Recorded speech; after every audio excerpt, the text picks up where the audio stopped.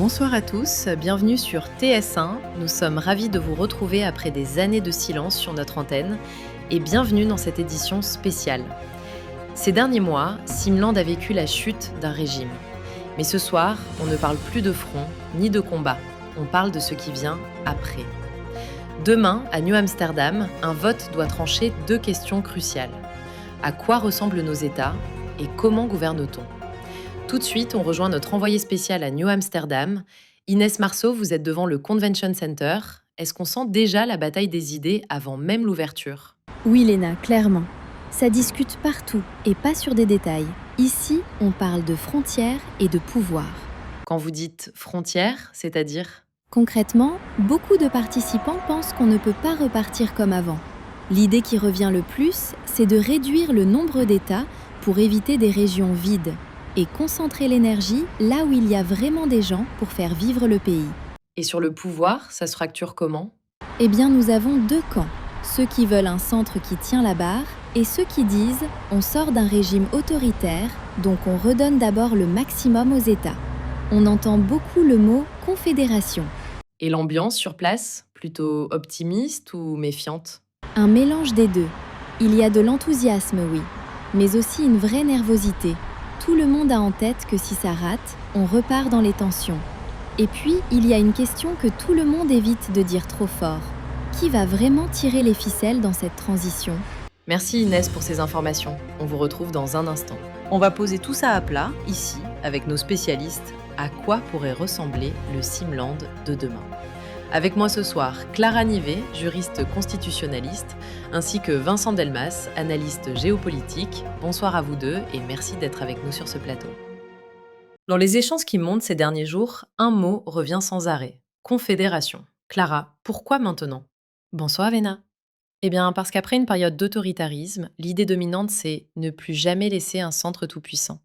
La confédération, c'est la tentation du verrouillage, des États très autonomes et un niveau commun réduit à l'essentiel.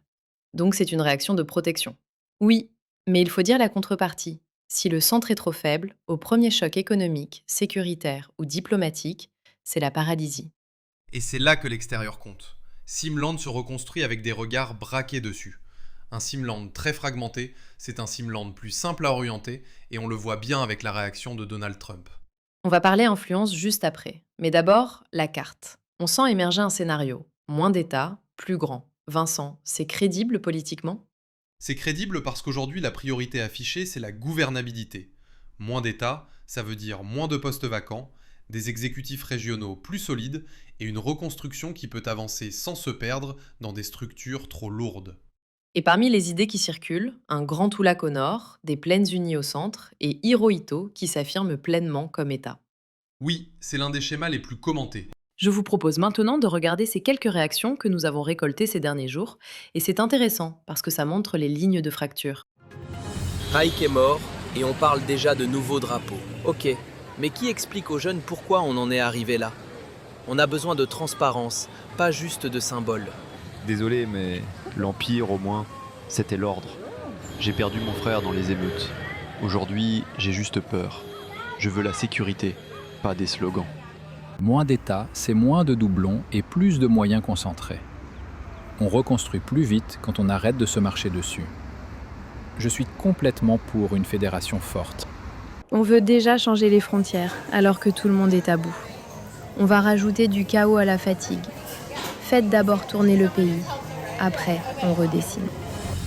Voilà, on sent l'espoir, mais on sent aussi la peur que tout parte dans tous les sens. On parle beaucoup d'institutions et de frontières, mais il y a une autre réalité, plus froide. Simland n'est pas seul dans cette transition. Direction le nord-ouest du pays, dans le Toulak, où la présence étrangère reste un sujet brûlant. Thibaut Kern, vous êtes sur place. Qu'est-ce qu'on voit concrètement aujourd'hui ? Bonsoir Léna. Concrètement, on voit d'abord des traces très visibles de la guerre. Des axes sécurisés, des points de contrôle, et surtout une chose qui alimente toutes les conversations ici. La présence russe n'a pas complètement disparu du paysage. Officiellement, ce sont des unités de soutien, des conseillers, du matériel logistique. Sur le terrain, les habitants retiennent surtout une image. Les Russes ont pesé dans la bascule au nord, et maintenant, tout le monde se demande à quel prix politique.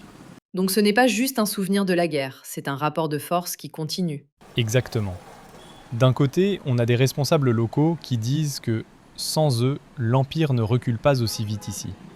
De l'autre, vous avez des voix qui s'inquiètent et se disent « d'accord pour l'aide, mais on ne veut pas d'une tutelle ». Et ce qui rend le sujet explosif, c'est que la Russie n'est pas la seule. À l'est, l'Hudson-Rétanie est clairement dans une dynamique de soutien américain.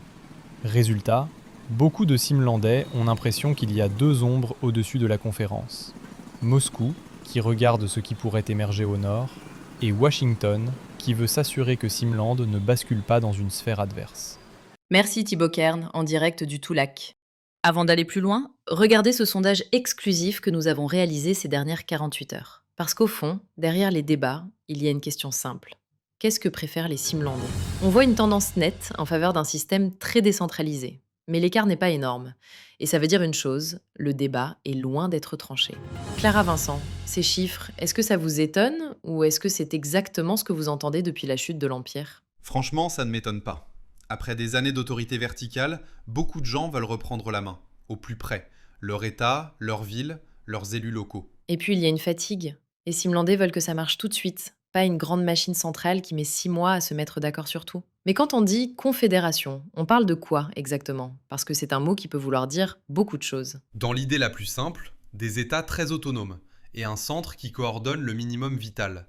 Défense commune, diplomatie, monnaie, et le reste, c'est local. Sauf que minimum vital, ça peut vite devenir minimum tout court. Qu'est-ce qu'on risque, Clara ? Le risque, c'est l'émiettement. Des règles différentes partout, des priorités qui s'entrechoquent, et au premier gros désaccord, plus personne ne tranche.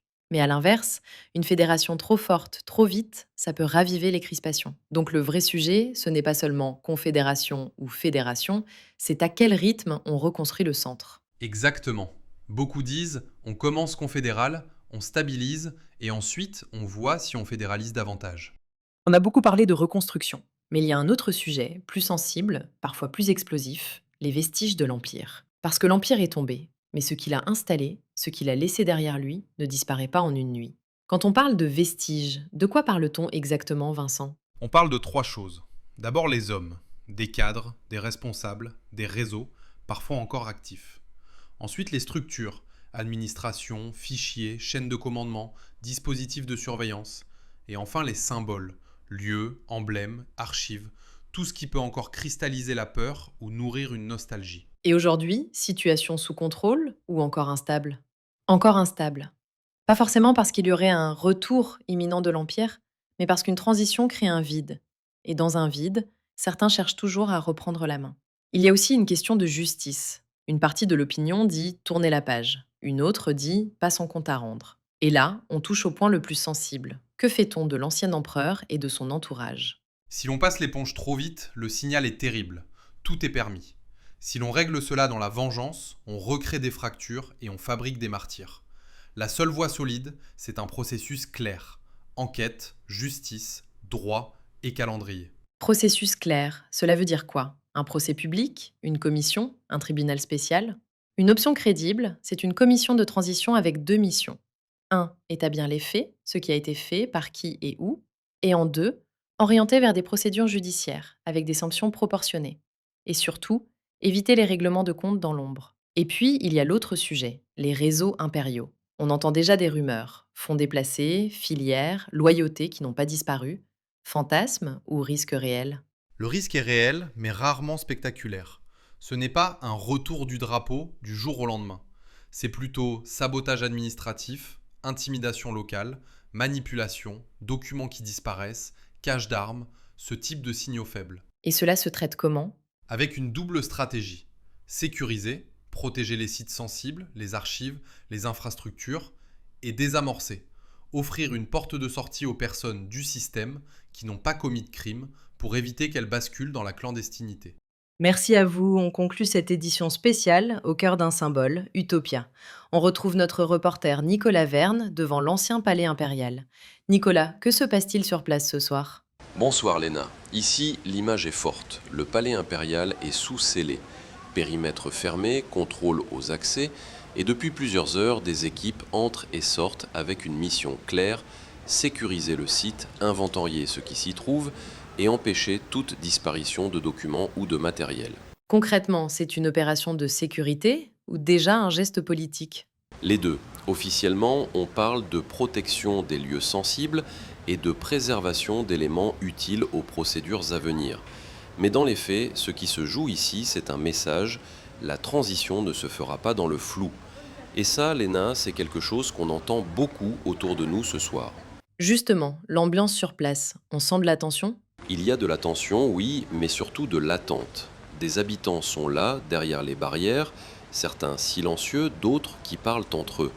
Ce n'est pas un rassemblement festif, c'est un moment où les gens veulent voir, presque vérifier que cette page se referme vraiment. On entend déjà parler de justice, de commission, de procédure.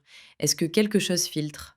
Très peu, et c'est volontaire. Ce soir, aucune annonce spectaculaire. Ce que l'on comprend, en revanche, c'est qu'il y a une priorité immédiate, mettre les preuves à l'abri et éviter que l'ancien pouvoir ou ses réseaux ne puissent effacer des traces. Et puis une question revient ici en boucle. Où sont passés certains proches de l'ancien régime? Là-dessus, aucune confirmation officielle à cette heure. Dernière question, Nicolas. Ce que vous voyez derrière vous, ça ressemble à une fin ou à un début? Un début, Léna, parce qu'un symbole comme celui-ci, le verrouiller, c'est une chose. Mais ensuite, il faut expliquer, juger, reconstruire, et surtout le faire de manière crédible. Ce soir, Utopia est sous-scellé, et c'est peut-être la première décision de l'après. Merci Nicolas Verne, en direct d'Utopia. Merci également Clara Nivet et Vincent Delmas pour vos éclairages. Et pour celles et ceux qui nous rejoignent, je vous rappelle que la grande conférence nationale se poursuit à New Amsterdam et que le vote solennel, lui, est prévu ce dimanche à 21h. Merci de nous avoir suivis et encore une fois, au nom de la direction et de la rédaction, nous sommes très heureux de vous retrouver. Très bonne soirée à tous sur TS1.